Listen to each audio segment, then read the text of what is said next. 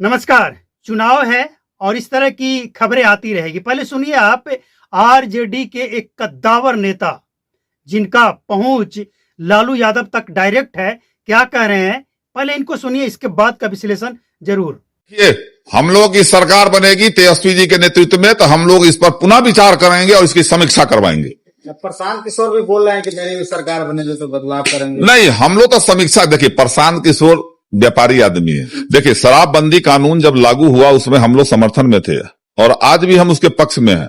हम ऐसा नहीं, लेकिन शराबबंदी कानून के पक्ष में रहने का नतीजा ये नहीं है कि आप उस कानून को आप मजबूत कर रहे हैं और नीचे वाला आदमी आपको ढीला कर दिए हुए है। आखिर कैसे फल फूल रहा है शराब माफिया? जो माफिया है पकड़ाया है कोई? बड़े बड़े जो हॉकर होता है ना, जैसे कोई भी चीज का एगो होता है डिस्ट्रीब्यूटर, एगो होता है सेल्समैन, ठीक है, तो डिस्ट्रीब्यूटर के है। डिस्ट्रीब्यूटर कहीं ना कहीं सत्ता के संरक्षण में रह रहा है और ये आम आदमी जो है पेटी या खोइछा बेचने वाला सब जो है धरा धरा के जाता है, बिल करा के आता है। हाँ, तो ये है मोहम्मद मुन्ना यादव, मुख्तार मुन्ना, मोहम्मद मुन्ना, पता नहीं क्या क्या अपने नाम के आगे जोड़ लेते हैं। चलिए, इससे हमें मतलब नहीं है। इनका बयान आपने सुना। अब ये बयान कब दे रहे हैं? जब ये विपक्ष में है। तो यही बात सबसे पूछा जाता है कि आप जब सत्ता में होते हैं, जब आप सत्ता में थे उस समय तो आप कुछ नहीं कर रहे थे, लेकिन चलिए आपने कम से कम ये स्वीकार किया है कि जब आपकी सरकार बनेगी बिहार में तो आप समीक्षा करेंगे। शराबबंदी हटाएंगे नहीं, लेकिन समीक्षा करेंगे। अब सवाल यह है कि समीक्षा की तो जरूरत है। आज बिहार में शराबबंदी के कारण कितने परिवार बिखर चुका है, जेल जा चुका है, और कितने परिवार करोड़पति भी बन गया है।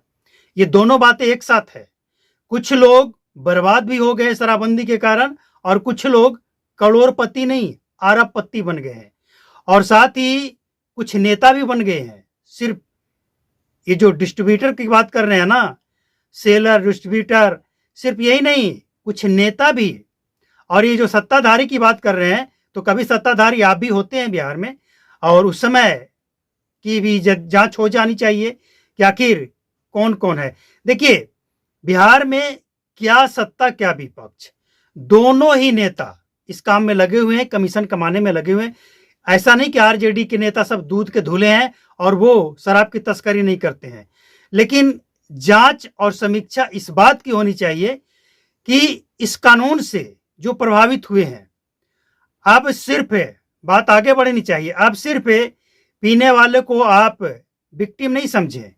अगर किसी परिवार ने अपने परिवारजनों को खोया है, किसी परिवार के सदस्य जेल में इसलिए बिताया, अभी भी जेल में है कि उसको पीने का उसके ऊपर आरोप लगता है और इसके बाद उसके ऊपर केस थोप दिया जाता है शराब बेचने का। ऐसे परिवारों को चिन्हित करके आप सबसे पहले ऐसे परिवारों को मुआवजा दीजिए। जो वो बाहर होता, जो कमाता, कम से कम वो मुआवजा दीजिए ताकि वो परिवार पीछे नहीं जाए। कम से कम जहां था, जहां होना चाहिए था, वहां तो रहे। आप मुआवजा देंगे। हालांकि संभव नहीं है कि जो परिवार पीछे हो गया वो वहां पहुंच जाए। अब समझिए कि किसी परिवार में एक व्यक्ति कमाने वाला है, मजदूर है, उसके 3 या 4 बच्चे हैं और उसे आप पकड़कर जेल भेज दिए शराब केस में, और वो बच्चा खाएगा कहां से? अब वो पढ़ाई करेगा या काम करेगा? हमने ऐसे परिवारों को भी देखा है जिस परिवार में अगर वो जेल चला गया उसका गार्जियन, तो बच्चे पढ़ नहीं पाए। कहां से पढ़ेंगे भाई? घर का गार्जियन जेल चला गया, कोई जमानत कराने वाला नहीं है, कोई कमाने वाला नहीं है, खाने का ठिकाना नहीं है, वकील का फीस कहां से देगा और जमानत के लिए बेल बॉन्ड कहां से भरेगा? उसका परिवार बर्बाद हो गया और इसका जिम्मेवार बिहार का शराबबंदी कानून है।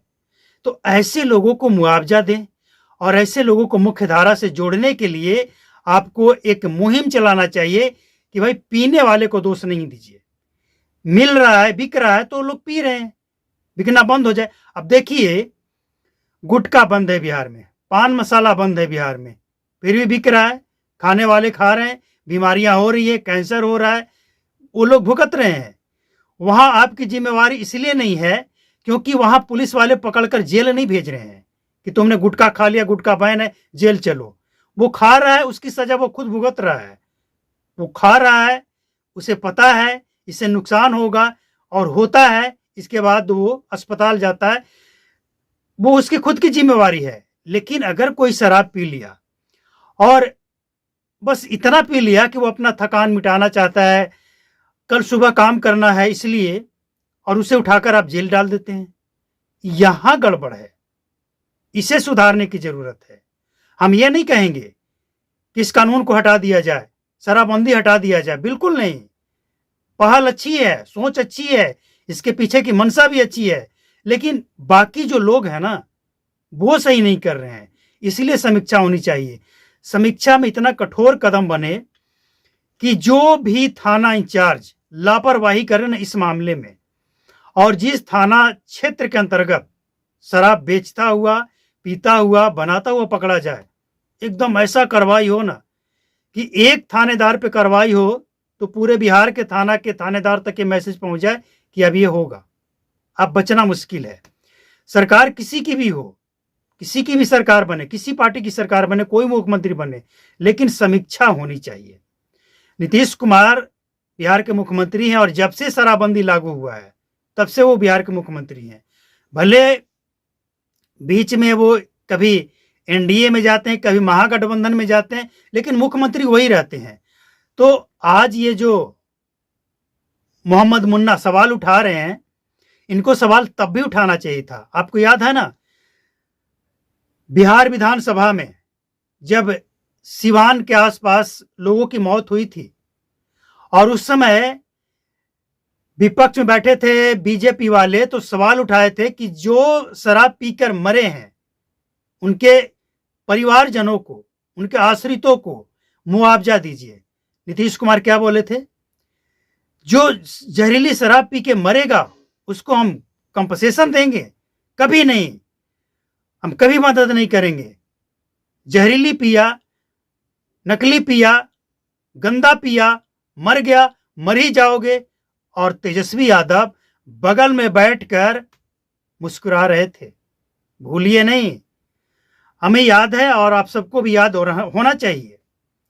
तो ये हालत है बिहार में। शराबबंदी के ऊपर बोलने वाले, इलेक्शन का टाइम है, सब आएंगे, सब अलग अलग दलील देंगे, लेकिन जो अब तक हो चुका है बेगुनाहों के साथ, गरीबों के साथ, उसके साथ कोई खड़ा नहीं दिख रहा है।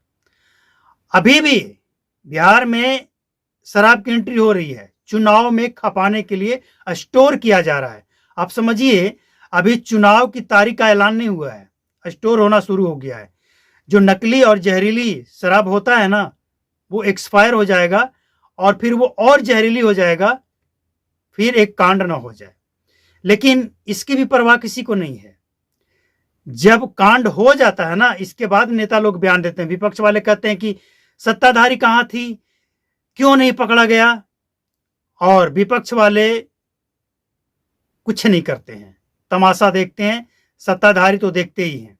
मतलब कुल मिलाकर इस मुद्दे का राजनीतिकरण तो हुआ ही है, साथ ही ये सबके लिए एक स्कीम है।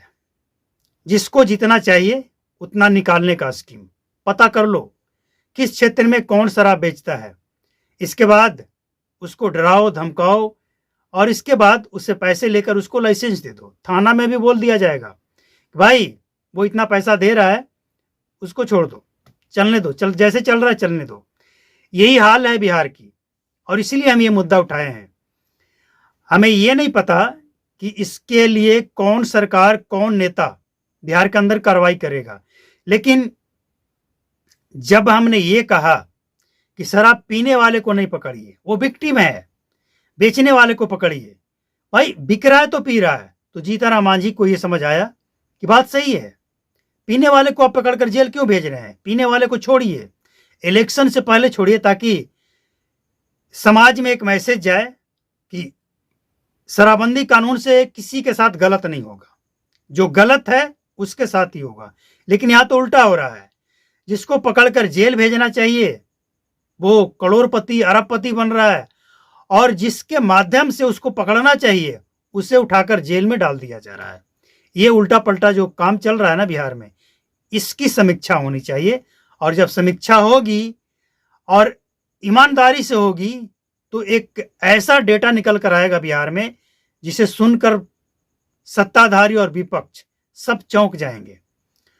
और शराबबंदी के साथ साथ उसमें एक बात और ऐड होना चाहिए कि ड्रग्स का जो कारोबार फैल रहा है, इसके लिए क्या प्रोग्राम है, इस पे कैसे लगाम लगाएंगे, और अगर नहीं लगाएंगे तो बिहार कहां जाकर रुकेगा, कुछ अंदाजा है?